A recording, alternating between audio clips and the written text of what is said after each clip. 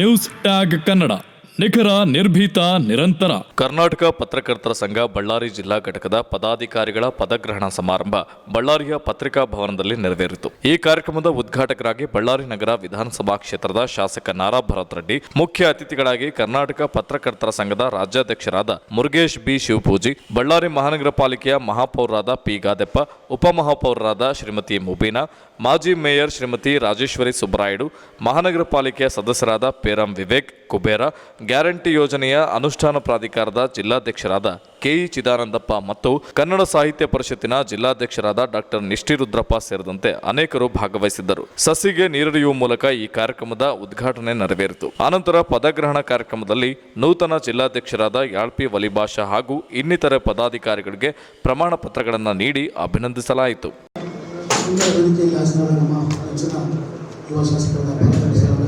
ಮತ್ತು ಮಹಾನಗರ ಪಾಲಿಕೆಯ ಸದಸ್ಯರು ಮತ್ತು ಕನ್ನಡ ಸಾಹಿತ್ಯ ಪರಿಷತ್ ಅಧ್ಯಕ್ಷರಾದ ಚಂದ್ರಪ್ಪನವರೇ ಮತ್ತು ಕಾರ್ಯನಿರ್ವಾಹಕ ರಾಜ್ಯ ಉಪಾಧ್ಯಕ್ಷರು ಚಿದಾನಂದ ಅವರೇ ಮತ್ತು ನಮ್ಮ ಉಪಮೇಯರಾದ ಮುಬೀನಾ ಮೇಡಮ್ ಅವರೇ ಮತ್ತು ಎಲ್ಲ ನನ್ನ ಪತ್ರಕರ್ತ ಮಿತ್ರರೇ, ಸ್ನೇಹಿತರೆ, ಇವತ್ತೇನು ಪದಗ್ರಹಣ ಕಾರ್ಯಕ್ರಮ ಅತಿ ಸರಳ ಮತ್ತು ವಿಜೃಂಭಣೆ ಚೊಕ್ಕವಾಗಿ ಆಗಿದೆ. ತಾವುಗಳು ಸಾರ್ವಜನಿಕರು ನೀವು ಪ್ರಜಾಪ್ರಭುತ್ವ ವ್ಯವಸ್ಥೆಯಲ್ಲಿ 4ನೇ ಅಂಗವಿವೆ. ತಮ್ಮ ಸತ್ಯಾಂಶ, ತಮ್ಮ ಒಂದು ಸುದ್ದಿಗಳ ಮೂಲಕ ಪರಿಸರ, ಸಮಾಜ, ಸಾರ್ವಜನಿಕರಲ್ಲಿ ಎಚ್ಚೆತ್ತುಕೊಳ್ಳುವ ಜವಾಬ್ದಾರಿ ನಿಮ್ಮ ಮೇಲೆ ಜಾಸ್ತಿ ಇರ್ತದೆ.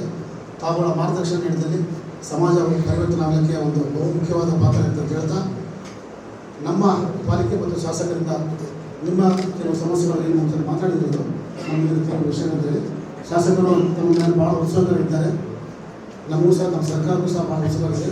ನಿಮ್ಮ ಏನೇ ಮುಂದೆ ಸಮಸ್ಯೆ ಶಾಸಕರಲ್ಲಿ ನಾವು ಬಗೆಹರಿಸಿಕೊಡ್ತೀವಿ ಅಂತ ಹೇಳ್ತಾ ಈ ಒಂದು ಪದಗ್ರಹಣ ವಿಶೇಷವಾಗಿ ಅಂತ ಹೇಳಿ ಶುಭಾಶಿಸ್ತಾರೆ. ಈ ಪತ್ರಕರ್ತರ ಒಂದು ಪದಗ್ರಹಣ ಸಮಾರಂಭಕ್ಕೆ ನಮ್ಮನ್ನು ಕರೆದಿದ್ದು ಭಾಳ ಸಂತೋಷದ ವಿಷಯ. ಯಾಕಂದರೆ ನೀವು ನಮಗೆ ಮಾರ್ಗದರ್ಶನ ಮಾಡ್ತಕ್ಕಂಥವ್ರು. ನಿಮ್ಮ ಬಗ್ಗೆ ನಾವು ಏನು ಮಾತಾಡೋಕ್ಕಿರೋದಿಲ್ಲ, ಆದರೂ ಕೂಡ ನಿಮಗೆಲ್ಲರಿಗೂ ಕೂಡ ಒಳ್ಳೆಯದಾಗಲಿ. ಒಂದು ಪತ್ರಕರ್ತರ ಕೆಲಸ ಎಷ್ಟು ಕಷ್ಟದೆಂಬುದು ನನ್ನ ಆತ್ಮೀಯ ಭಾಳಷ್ಟು ಜನ ಪತ್ರಕರ್ತರು ಇರೋದರಿಂದ ನಾನು ಅದರ ಬಗ್ಗೆ ಒಂದೆರಡು ಮಾತುಗಳು ಹೇಳೋಕ್ಕೆ ಇಷ್ಟಪಡ್ತೇನೆ. ಪತ್ರಕರ್ತರದ್ದು ಬಹಳ ಕಷ್ಟಕರವಾಗಿರ್ತಕ್ಕಂಥ ಕೆಲಸ. ಯಾಕಂದರೆ ಯಾರು ನಾವಿವತ್ತು ನಿಮ್ಮ ಜೊತೆಗಿಂತವೋ ನಾಳೆ ನಮ್ಮ ಬಗ್ಗೆನೇ ಬರಿಬೇಕಾಗಿರ್ತಕ್ಕಂಥ ಒಂದು ಪ್ರಮೇಯ ನಿಮಗೆ ಬರ್ಬೋದು. ಆತ್ಮೀಯವಾಗಿರ್ತೀವಿ, ಜೊತೆಗೆ ಇರ್ತೀವಿ. ಯಾವ ರೀತಿ ಪೊಲೀಸರು ಎಷ್ಟೇ ಜೊತೆಗಿದ್ರು ಕೂಡ ಮೇಲಧಿಕಾರಿಗಳು ಅವರಿಗೆ ಆದೇಶ ಮಾಡಿದಾಗ ಅವ್ರನ್ನ ಸ್ಟೇಷನ್ಗೆ ಕರ್ಕೊಂಬರ್ತಕ್ಕಂಥ ಕೆಲಸ ಮಾಡ್ತಾರೆ. ಆ ರೀತಿಯಾಗಿ ಪತ್ರಕರ್ತರು ನಮಗೆ ಆತ್ಮೀಯರಾಗಿದ್ದು ಕೂಡ ನಾವೇನಾದರೂ ಲೋಪಗಳನ್ನು ಮಾಡಿದಾಗ ಅದನ್ನು ಬರಿತಕ್ಕಂಥ ಕೆಲಸ ನಾವು ಮಾಡಲೇಬೇಕಾಗ್ತದೆ. ಅದ್ರ ಒಂದು ಮಾತು ತನಗೆ ಹೇಳೋಕ್ಕೆ ಇಷ್ಟಪಡ್ತೀನಿ. ಯಾವ ರೀತಿ ಇರ್ಬೇಕಂದ್ರೆ ಪತ್ರಕರ್ತರು ಒಂದೇ ಒಂದು ಮಾತಿನಲ್ಲಿ ಕನ್ನಡಿ ಥರ ಇದ್ದರೆ ಸಾಕು. ಕನ್ನಡಿ ಯಾವ ರೀತಿ ನಾನು ಕರಗಿದ್ರೆ ಕರಗೆ ತೋರಿಸ್ತೈತೆ, ಬೆಳಗಿದ್ರೆ ಬೆಳಗ್ಗೆ ತೋರಿಸ್ತೈತೆ, ನಾನು ಯಾವ ಬಣ್ಣದ ಅಂಗಿ ಹಾಕೊಂಡಿರ್ತೀನಿ ಅದನ್ನೇ ತೋರಿಸ್ತೈತೆ. ಆದರೆ ದಯಮಾಡಿ ಯಾವ ಕಾರಣಕ್ಕೂ ಕೂಡ ನಿಮ್ಮ ವೈಯಕ್ತಿಕ ರಾಗ ದ್ವೇಷಗಳನ್ನು ಅದರಲ್ಲಿ ಬೆರೆಸಕ್ಕೆ ಹೋಗಬೇಡಿ ಅಂತ ನಾನು ನಿಮಗೆಲ್ಲ ಇಡೀ ಪತ್ರಕರ್ತ ಸಮೂಹ ಏನಿರ್ತೈತೋ, ಇದ್ದವರಾಗಿರ್ಬೋದು, ಹೊರಗಡೆ ಇದ್ದವರಾಗಿರ್ಬೋದು, ಯಾವ ರೀತಿ ಹೆಂಗೆ ಅಂತಂದರೆ ಇವತ್ತು ನಾನು ಏನು ನನ್ನ ಮಕ್ಕದಲ್ಲಿ ಒಂದು ಮಸಿ ಇಲ್ಲದ್ರೂ ಕೂಡ ಮಸಿ ಹಸ್ತಕ್ಕಂಥ ಕೆಲಸ ಯಾವ ಪತ್ರಕರ್ತರು ಕೂಡ ಮಾಡಬಾರ್ದು ಅಂತಕ್ಕಂಥ ತಮ್ಮಲ್ಲಿ ಮನವಿ ಮಾಡೋಕ್ಕೆ ಕೇಳ್ತೀನಿ. ಯಾಕಂದರೆ ಕನ್ನಡಿಗೆ ಆ ಗುಣ ಇಲ್ಲ. ನಾನು ಮಕ್ಕಳು ತುಂಬ ಮಸಿ ಹಚ್ಕೊಂಡಿದ್ರೆ ಕನ್ನಡಿ ಮಸಿ ತೋರಿಸ್ತೈತೆ, ಅಥವಾ ನನ್ನ ಮುಖ ಕ್ಲೀನಾಗಿದ್ದರೆ ಅದು ಕ್ಲೀನ್ ತೋರಿಸ್ತೈತೆ. ಆ ಒಂದು ಕೆಲಸವನ್ನು ಯಾರೂ ಮಾಡಬಾರ್ದು. ನನಗೆ ತಿಳಿದ ಮಟ್ಟಿಗೆ ಬಳ್ಳಾರಿಯಲ್ಲಿ ಪತ್ರಕರ್ತರ 99% ಜನ ಒಳ್ಳೆಯವರೇ ಇದ್ದಾರೆ. ಎಷ್ಟು ಆತ್ಮೀಯತೆ ಇದ್ದಾರೆ ಅಂದರೆ, ನಾನು ಒಬ್ಬ ಈ ಒಂದು ಗ್ಯಾರಂಟಿ ಅಧ್ಯಕ್ಷರಾದ ಮೇಲೆ ನಾನು ಏನೇ ಕಾರ್ಯಕ್ರಮ ಮಾಡಿದರೆ ಎಲ್ಲ 100ಕ್ಕೆ 100 ಪತ್ರಿಕೆಗಳಲ್ಲಿ ಬರ್ತವೆ, ಒಂದು ಪತ್ರಿಕೆ ಮಾತ್ರ ಬಿಟ್ಟು. ಆದರೆ ನಾನು ಈ ಸಂದರ್ಭದಲ್ಲಿ ಆ ಹೆಸರನ್ನಾಗಲಿ ಅವನ್ನೆಲ್ಲ ಹೇಳಕ್ಕೆ ಹೋಗೋದಿಲ್ಲ. ಯಾಕೆ ಆ ಮಾತು ಹೇಳಕ್ಕೆ ಹೋಗೋದಿಲ್ಲ ಅಂತಂದರೆ, ಒಬ್ಬರು ತುಳಿಯೋದಂದ್ರೆ 99 ಜನ ನಮ್ಮನ್ನು ಕೈ ಹಿಡಿದು ಇರ್ತಾರೆ. ಆ ರೀತಿಯ ಕೆಲಸ ನೀವು ಕನ್ನಡಿ ರೀತಿ ಇರ್ರಿ ಅಂತಂದು ಹೇಳಿ. ಮತ್ತು ಏನು ಭರತ್ ರೆಡ್ಡಿ ಅವರು ಒಂದು ವಿಶೇಷ ಏನಂದರೆ, ಒಬ್ಬೊಬ್ಬರಲ್ಲಿ ಒಂದು ವಿಶೇಷ ಇರುತ್ತೆ. ಕನ್ನಡದಲ್ಲಿ ಮಾತಾಡ್ತಕ್ಕಂಥ ನಾನು ಬಳ್ಳಾರಿ ನಗರ ಶಾಸಕರನ್ನ ಮುಳ್ಳೂರು ರಾವ್ ಗಣಿಯರಿಂದ ಹಿಡಿದು ಇವತ್ತಿನವರೆಗೂ ನೋಡಿದ್ದೀನಿ. ಕನ್ನಡದಲ್ಲಿ ಶುದ್ಧವಾಗಿ ಮಾತಾಡ್ತಕ್ಕಂಥ ಪ್ರಪ್ರಥಮ ಶಾಸಕರು ಬಳ್ಳಾರಿ ನಗರದಿಂದ ಇದ್ರೆ ಅದು ಈ ಚಿಕ್ಕ ವಯಸ್ಸಿನಲ್ಲಿ ಅವ್ರೇನು 2 ಸಲ ಆಗಿಲ್ಲ 3 ಸಲ ಆಗಿಲ್ಲ, ಪ್ರಥಮ ಬಾರಿ 1 ಸಲ ಜಿಲ್ಲಾ ಪಂಚಾಯತ್ ಮೆಂಬರ್ ಆಗಿದ್ರು, 2ನೇ ಸಲ ಆದ್ರು. ಶುದ್ಧವಾಗಿ ಕನ್ನಡ ಮಾತಾಡೋದ್ರ ಜೊತೆಗೆ ಈ ನೆಲ ಜಲದ ಬಗ್ಗೆ ಸಾಕಷ್ಟು ಅಭಿಮಾನ ಇಟ್ಕೊಂಡಿರೋದು ನನಗೆ ವೈಯಕ್ತಿಕವಾಗಿ ಬಹಳ ಖುಷಿ ಕೊಟ್ಟಿರ್ತಕ್ಕಂಥ ವಿಚಾರ. ಎಲ್ಲೇ ಹೋದ್ರೂ ಕೂಡ ಅವ್ರು ಕನ್ನಡದ ಬಗ್ಗೆ ಬಹಳ ಆಸಕ್ತಿ ಇಟ್ಕೊಂಡು ಮಾತಾಡ್ತಾರೆ. ಅದೇ ರೀತಿಯಾಗಿ ಪ್ರತಿಯೊಬ್ಬರಿಂದ ಒಂದೊಂದು ಕಲಿಯೋದಿರ್ತಂತೆ. ನಮ್ಮ ನಿಷ್ಠಿರುದ್ರಪ್ಪ ಅಣ್ಣನವ್ರನ್ನ ನಾನು ಯಾವಾಗ ನೆನೆಸ್ಕೊಂತಂದ್ರೆ ನನಗೆ ಕಾರ್ ಇರೋದಿಲ್ಲ. ನಾನು ಮಾಮೂಲಿ ಒಬ್ಬ ರೈತನ ಮನೆಯಿಂದ ಬಂದಿರತಕ್ಕಂಥ ವ್ಯಕ್ತಿ. ಎಲ್ಲರೂ ರಾಜಕಾರಣಿಗಳು ಅಂದ್ರೆ ಒಂದು ದೊಡ್ಡ ಕಾರು, ಹಿಂದೆ ಒಂದು 4-5 ಜನ, ಆಮೇಲೆ ಅದೆಲ್ಲ ಇರ್ಬೇಕು. ಹೇಳ್ತಿರ್ತಾರೆ ನೀನೊಂದು ದೊಡ್ಡ ಕಾರ್ ತಗೊಳಪ್ಪ ಅಂತಾರೆ. ಆ ಸಂದರ್ಭದಲ್ಲಿ ನನಗೆ ನೆನಪಾಗೋದು ನಿಷ್ಠಿ ಆ ಸಂದರ್ಭದಲ್ಲಿ ನನಗೆ ನೆನಪಾಗೋದು ನಿಷ್ಠಿರುದ್ರಪ್ಪ ಅಣ್ಣವ್ರು. ಯಾಕಂದ್ರೆ ನಾನೊಂದು 15-20 ವರ್ಷದಿಂದ ನೋಡ್ತಾ ಇದ್ದೀನಿ. ಅವರಷ್ಟು ಸಣ್ಣ ವೆಹಿಕಲ್ ಯಾರು ಬಳಸೋದಿಲ್ಲ. ಅವರು ಇಡೀ ಅಖಂಡ ಬಳ್ಳಾರಿ ಜಿಲ್ಲೆಗೆ 2ನೇ ಸಲ, ಈಗ 3ನೇ ಸಲ ಕನ್ನಡ ಸಾಹಿತ್ಯ ಪರಿಷತ್ತು, ಅದು ಚುನಾವಣೆ ಮೂಲಕ ಆಯ್ಕೆ ಆಗಿರೋದು. ಅವ್ರು ತಾಲೂಕು ಅಧ್ಯಕ್ಷ ಸಂಡೂರಿನಲ್ಲಿ ನೋಡ್ಬೇಕು ನೀವು. ತಾಲೂಕು ಅಧ್ಯಕ್ಷ ಶಿವಕುಮಾರ್ ಗೌಡರು ಇಡೀ ಬಳ್ಳಾರಿ ಜಿಲ್ಲೆಗೆ ಸಾಹುಕಾರರು, ತಾಲೂಕು ಅಧ್ಯಕ್ಷರು. ಇವರು ನಾಗನಗೌಡರು, BKG ನಾಗನಗೌಡರು, ಅವರು ತಾಲೂಕು ಅಧ್ಯಕ್ಷರು. ಇವರಿಂದ ನನಗೆ ಅವ್ರ ಪರಿಚಯ ಆಗಿ ಈ ರೀತಿ ಒಬ್ಬೊಬ್ಬರಿಂದ ಒಂದು ಕಲಿತಕ್ಕಂಥ ಗುಣ ಇದೆ. ನಮ್ಮ ಅಕ್ಕನವರು ಯಾವತ್ತಿಗೂ ಕೂಡ ಸಾಮಾಜಿಕ ಸೇವೆಯಲ್ಲಿ, ಅಂದ್ರೆ ನಿಮ್ಮ ಪತ್ರಿಕೆ ನಡೆಸಲು ಎಷ್ಟು ಕಷ್ಟ ಅನ್ನೋದು ನನಗೆ ಗೊತ್ತು. ನೀವು ಅಡ್ವರ್ಟೈಸ್ಮೆಂಟ್ ಕೇಳೋದೇ ತಪ್ಪಲ್ಲ, ಆದರೆ ಅಡ್ವರ್ಟೈಸ್ಮೆಂಟ್ ಕೊಡಲಾರ್ದ್ರ ಮುಖಕ್ಕೆ ಮಾತ್ರ ಯಾರು ಮಸಿ ಬಳಿಬಾರ್ದು ಅಂತಂದು ಹೇಳಿ, ನಮ್ಮಂತ ಒಬ್ಬ ಸಾಮಾನ್ಯ ರೈತನ ಮಗನ ಕೂಡ ನೀವು ಇವತ್ತು ಮೇಲೆ ತರ್ತಕ್ಕಂಥ ಪ್ರಯತ್ನ ಮಾಡ್ತಿದ್ದೀರಿ ಅಂತ ಮತ್ತೊಮ್ಮೆ ಹೇಳಿ ತಮ್ಮೆಲ್ಲರಿಗೂ ಶುಭಾಶಯಗಳನ್ನು ಕೋರಿ ನನ್ನ ಮಾತುಗಳನ್ನು ಮುಗಿಸ್ತಾ ಇದ್ದೀನಿ. ಜೈ ಹಿಂದ್, ಜೈ ಕರ್ನಾಟಕ. ವೇದಿಕೆ ಮೇಲೆ ಆಸೀನರಾಗಿರುವ ಬಳ್ಳಾರಿ ನಗರ ಶಾಸಕರಾದ ಭರತ್ ರೆಡ್ಡಿ ಸರ್ ಅವರಿಗೆ, ಮಹಾಪೌರರಾದ ಗಾದೆಪ್ಪಣ್ಣನವರಿಗೆ, ಕರ್ನಾಟಕ ಪತ್ರಕರ್ತರ ಸಂಘದ ಬಳ್ಳಾರಿ ಜಿಲ್ಲಾಧ್ಯಕ್ಷರ, ಉಪಾಧ್ಯಕ್ಷರ, ಎಲ್ಲ ಪದಾಧಿಕಾರಿಗಳಿಗೆ, ಪತ್ರಿಕಾ ಮಾಧ್ಯಮದವರಿಗೆ ನನ್ನ ನಮಸ್ಕಾರಗಳು. ಈ ದಿನ ಕರ್ನಾಟಕ ಪತ್ರಕಾರ ಸಂಘದ ನೂತನ ಅಧ್ಯಕ್ಷರು ಹಾಗೂ ಉಪಾಧ್ಯಕ್ಷರು ಮತ್ತು ಪದಾಧಿಕಾರಿಗಳ ಪದಗ್ರಹಣಕ್ಕೆ ನನ್ನನ್ನು ಅತಿಥಿಯನ್ನಾಗಿ ಆಹ್ವಾನಿಸಿದ ಧನ್ಯವಾದಗಳು ತಿಳಿಸುತ್ತಾ, ಪತ್ರಿಕೆ ರಂಗವು ಜಗತ್ತಿನ ಎಲ್ಲ ಮೂಲಗಳಲ್ಲಿ ನಡೆಯುವಂತಹ ವರದಿಗಳನ್ನು ಪ್ರಸಾರ ಮಾಡುತ್ತದೆ. ಇದರಿಂದ ಸಾರ್ವಜನಿಕರಿಗೆ ಮಾಹಿತಿಯನ್ನು ನೀಡುತ್ತದೆ. ಪತ್ರಿಕಾ ಮಾಧ್ಯಮದವರಿಗೆ ನನ್ನ ಸಹಕಾರ ಇರುತ್ತದೆ ಎಂದು ಹೇಳುತ್ತಾ ನನ್ನ ಈ 2 ಮಾತುಗಳನ್ನು ಮುಗಿಸುತ್ತೇನೆ. ಜೈ ಹಿಂದ್, ಜೈ ಕರ್ನಾಟಕ. ಪ್ರತಿಯೊಬ್ಬರಿಗೆ ಏನೋ ನೀವು ಹತ್ರ ಹೋದ್ರೆ ಧೈರ್ಯವಾಗಿ ಮುಂದೆ ಇದ್ದವರು ಮಂತ್ರಿ ಇರ್ಬೋದು, MLA ಇರ್ಬೋದು, ಏನು ಭಯ ಇಲ್ಲದಂಗೆ ನೇರವಾಗಿ ಜನಕ್ಕೆ ಏನು ಬೇಕು ಅದನ್ನು ಬರೆಯುವಂಥ ಪತ್ರಕರ್ತರು ಯಾರನ್ನಿದ್ದಾರೆ ಅಂತಂದ್ರೆ ಅದನ್ನು ನೀವಂತ ಹೇಳಲಿಕ್ಕೆ ಇಚ್ಛೆಪಡ್ತೀನಿ. ಇವತ್ತು ರಾಜಕಾರಣಿಗಳು ಪತ್ರಕರ್ತರು ಯಾವ ರೀತಿ ಅಂದರೆ ಅತ್ತೆ ಸೊಸೆ ಇದ್ದಂಗೆ, ಜನರಿದ್ದಾಗ ಎಲ್ಲರೂ ಚೆನ್ನಾಗಿರ್ತೀವಿ, ನಾವು ಮನೆಗೆ ಹೋದ್ಮೇಲೆ ಕಚ್ಚಾಡ್ಬೋದು.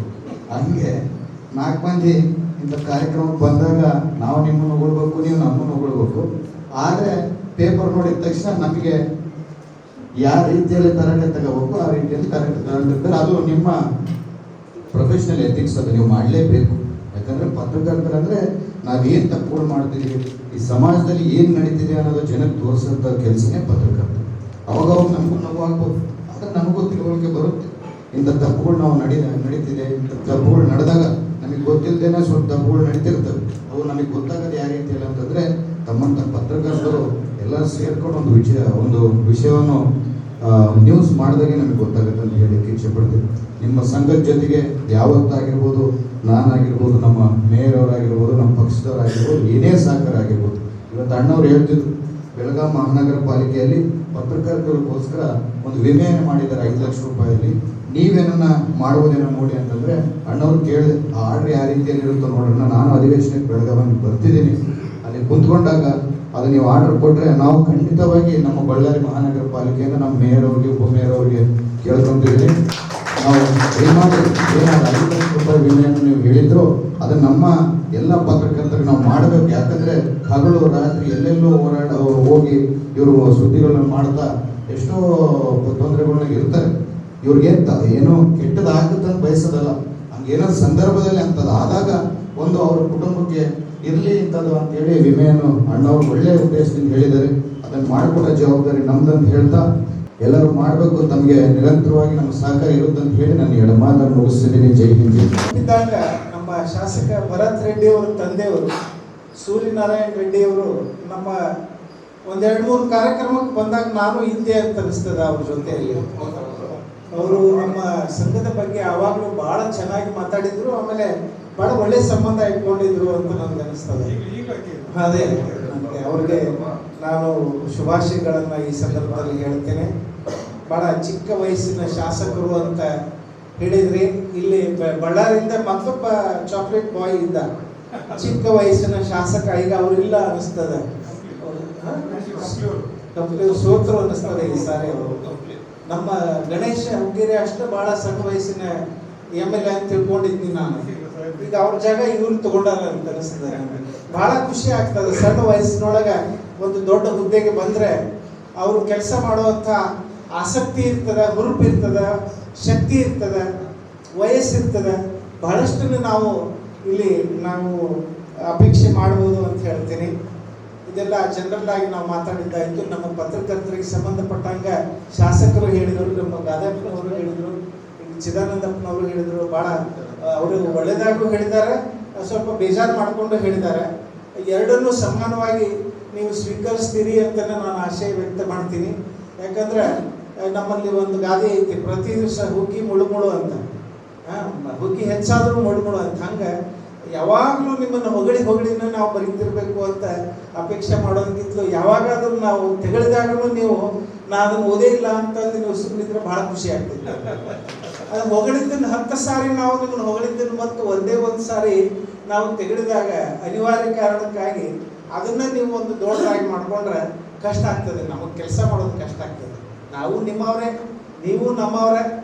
ನಿಮ್ಮ ಕೆಲಸ ಮಾಡೋ ವ್ಯಾಪ್ತಿ ಬೇರೆ ಆಗ್ತದೆ, ನಮ್ಮ ಕೆಲಸ ವ್ಯಾಪ್ತಿ ಮಾಡೋ ಬೇರೆ ಆಗ್ತದೆ. ಬಟ್ ಕೆಲಸ ಎಲ್ಲ ಒಂದೇ. ನೀವು ಸಮಾಜಕ್ಕಾಗಿ ಮಾಡೋದು, ನಾವು ಸಮಾಜಕ್ಕೆ ಮಾಡೋದು.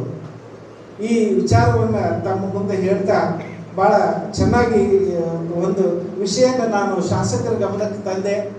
ನಾನು ಭಾಳ ಕೃತಜ್ಞಾಗಿದ್ದೀನಿ ನಿಮಗೆ. ಯಾಕಂದರೆ ಹೇಳಿದ ತಕ್ಷಣ ನೀವು ಅದನ್ನು ಅಟೆನ್ಷನ್ ಮಾಡಿ ಇಮಿಡಿಯೇಟ್ ಆಗಿ ನೀವು ಅದನ್ನು ಇಲ್ಲಿ ಅನೌನ್ಸ್ ಮಾಡಿದ್ರಿ. ಸನ್ಮಾನ್ಯ ಗಾದಪ್ಪನವರು ಇಲ್ಲಿ ಅದಾರ, ಅವರಿಗೂ ನಾನು ವಿನಂತಿ ಮಾಡಿಕೊಳ್ತೀನಿ. ಬೆಳಗಾವಿ ಮಹಾನಗರ ಪಾಲಿಕೆಯಲ್ಲಿ ಪತ್ರಕರ್ತರಿಗಾಗಿ ಹೆಲ್ತ್ ಇನ್ಶೂರೆನ್ಸ್ ಅನ್ನುವಂಥ ಒಂದು ಯೋಜನೆಯನ್ನು ಅಲ್ಲಿ ಇಂಟ್ರೊಡ್ಯೂಸ್ ಮಾಡಿದ್ದಾರೆ.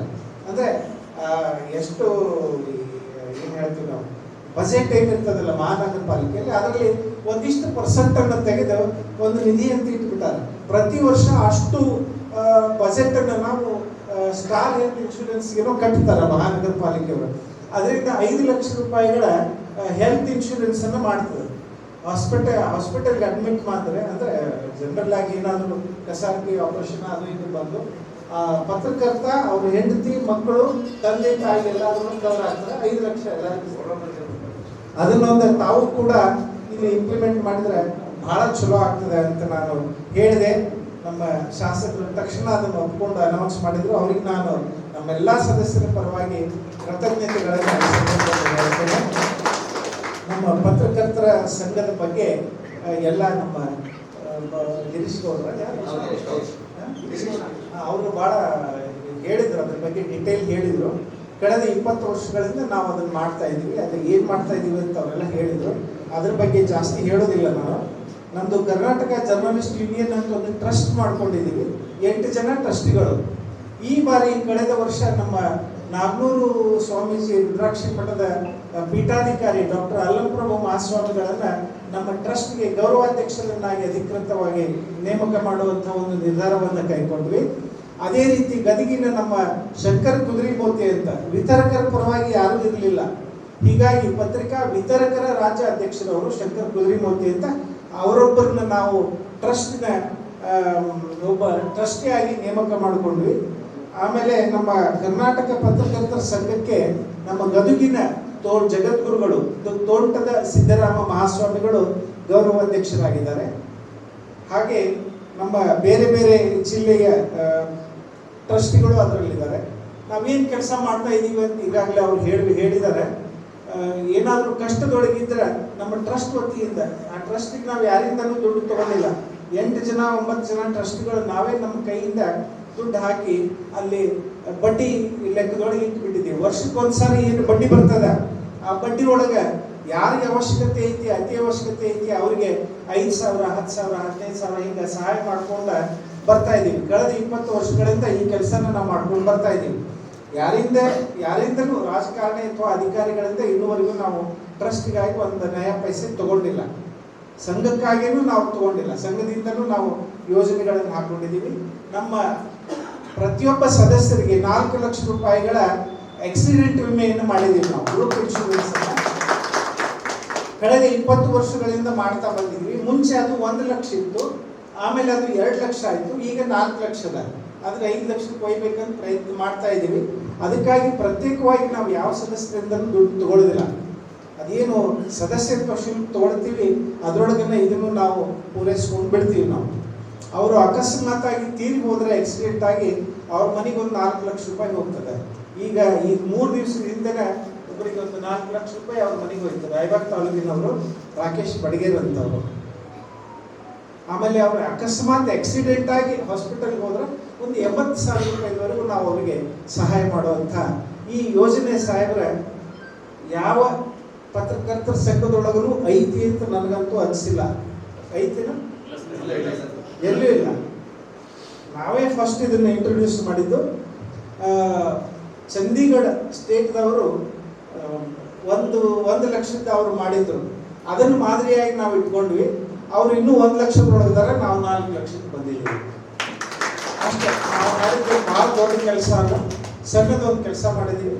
ನಿಮ್ಗೆಲ್ಲರ ಸಹಾಯ ಸಹಕಾರ ನಮಗಿರಲಿ. ಭಾಳ ದೊಡ್ಡ ಜವಾಬ್ದಾರಿ ಇರ್ತದೆ ಪತ್ರಕರ್ತರ ಮೇಲೆ. ಒಂದು ಸಾರಿ ಈಗ ಇವರ ತಪ್ಪು ಮಾಡಲಿ ಅದೊಂದೊಂದು ಸಾರಿ ತಪ್ಪಂತ ಬರಿಬೇಕಾಗ್ತದೆ.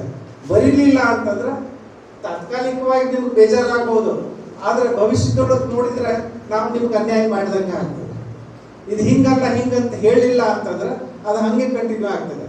ಅದಾಗಬಾರ್ದು ಅನ್ನೋ ದೃಷ್ಟಿಯಿಂದ ಒಂದೊಂದು ಸಾರಿ ನೀವು ನಮಗೆ ಎಷ್ಟೇ ಆತ್ಮೀಯರಾಗಿದ್ದರೂ ಕೂಡ, ನಮ್ಮ ಉಮೇಶ್ ಕತ್ತಿಯವರು ಏನೋ ಒಂದು ಸಾರಿ ಅವ್ರ ಬಗ್ಗೆ ಬರೆದಿದ್ದೆ. ನನಗೆ ಭಾಳ ಆತ್ಮೀಯರು. ಬೆಳಗ್ಗೆ ಫೋನ್ ಬಂತು, ಅವಾಗೆಲ್ಲ ಮೊಬೈಲ್ ಇರಲಿಲ್ಲ, ಲ್ಯಾಂಡ್ಲೈನ್ ಫೋನ್ ಬಂತು. ಫೋನ್ ಬಂದೆ, ಯಾಕೆ ಏನಂತ ಈ ಜೀವ ಮೇಯಾಗ ಎಲ್ಲೂ ಮುರಿಲೇನ ಅಂತ ಕೇಳಿದ್ರು ಅವರು. ಅಷ್ಟೇ, ಅವ್ರಿಗೆ ಬೇಜಾರಾಗಿತ್ತು ಅದನ್ನು ಓದಿ. ನಾ ಇಲ್ಲ ಎಲ್ಲಿ ಬರಲಿ ಹೇಳ್ರಿ, ಅಲ್ಲೇ ಬರ್ತೀನಿ, ಅಲ್ಲೇ ಎಲ್ಲೂ ಮುರಿಯುತ್ತೆ ಅಂತಾನೆ ನಾನು ಚಹಾ ಕುಡಿಯಕ್ಕೆ ಮನೆಗೆ ಬರ್ತೀನಿ ಅಂತಂದ್ರೆ. ಆಮೇಲೆ ನಾನು ಭಾಳ ಆತ್ಮೀಯರಾಗಿದ್ರು. ಹಿಂಗೆಲ್ಲ ಬರ್ದಿದೆಯಲ್ಲ ಅಂತಂದ್ರೆ, ಹಾಗೆಲ್ಲ ಬರ್ದಿದ್ದೀನಿ ಅದನ್ನು ಪೂರಾ ಓದ್ರಿ ನೀವು ಅಂತ ಹೇಳಿದ್ ನಾನು. ಪೂರಾ ಓದಿದ್ರು, ಬಂದ್ರು, ಅವ್ರ ಮನೆಗೆ ಬಂದರು, ಟೀ ಕುಡಿದ್ರು. ಆಮೇಲೆ ಇಲ್ಲ ಸಾರಿ, ನಾನು ನಿನ್ನ ಸಿಟ್ಲೆ ಮಾತಾಡಲಿಲ್ಲ, ನಾನು ಆತ್ಮೀಯತೆಯಿಂದ ಮಾತಾಡಿದ್ನಿ ಅಂತ. ಹಂಗೆ ಒಂದೊಂದು ಸಾರಿ ನಾವೇನೇ ಬರೆದ್ರು ಅದು ನಿಮ್ಮ ಒಳ್ಳೇದಕ್ಕೇನೋ ಬರೆದಿರ್ತೇವೆ, ನಿಮಗೆ ಕೆಟ್ಟದ್ದಾಗಲಿ ಅಂತ ಖಂಡಿತ ಬರೋದಿಲ್ಲ. ಯಾಕಂದ್ರೆ ನೀವು ಭಾಳ ಕೆಲಸ ಮಾಡ್ತಿರ್ತೀರಿ, ನಮಗಿಂತ ಭಾಳ ಕೆಲಸ ಮಾಡ್ತಿರ್ತೀರಿ. ಜನಪ್ರತಿನಿಧಿಗಳ ಕೆಲಸ ಭಾಳ ಹಗಲಿನ ಕೆಲಸ ಅಲ್ಲ. ಹಗಲು ರಾತ್ರಿ ನೀವು ದುಡಿತೀರಿ, ದುಡ್ಡು ಸಿಕ್ಕಾಪಟ್ಟೆ ದುಡ್ಡು ಖರ್ಚಾಗ್ತದೆ. ತಲೆಗೆ ಎಷ್ಟು ತ್ರಾಸ ಮಾಡ್ಕೊಡ್ತೀರಿ ನೀವು, ಎಲ್ಲ ನಮಗೆ ಗೊತ್ತೈತಿ. ಆದರೂ ಒಂದೊಂದು ಸಾರಿ ನಮಗೆ ಎಲ್ಲೋ ಒಂದು ಸಾರಿ ನಿಮ್ಮನ್ನು ಒಂದೊಂದು ಸಾರಿ ತೆಗಳ್ಬೇಕಾಗ್ತದೆ. ಅದಕ್ಕೆ ಅದನ್ನೆಲ್ಲ ನೀವು ಮನಸ್ಸಿನೊಳಗೆ ಇಟ್ಕೊಳ್ಳಾರ್ದೆ ಎಲ್ಲರೂ ನಮ್ಮವರು ತಿಳ್ಕೊಂಡು ಹೋಗ್ರಿ ಅಂತ 2 ಮಾತುಗಳನ್ನು ಹೇಳಿ ನಾನು ಇಲ್ಲಿ ಕರೆಸಿ ನನ್ನ 2 ವಿಚಾರಗಳನ್ನು ಹೇಳೋದಕ್ಕೆ ಅವಕಾಶ ಮಾಡಿಕೊಟ್ಟೆ ನಮ್ಮ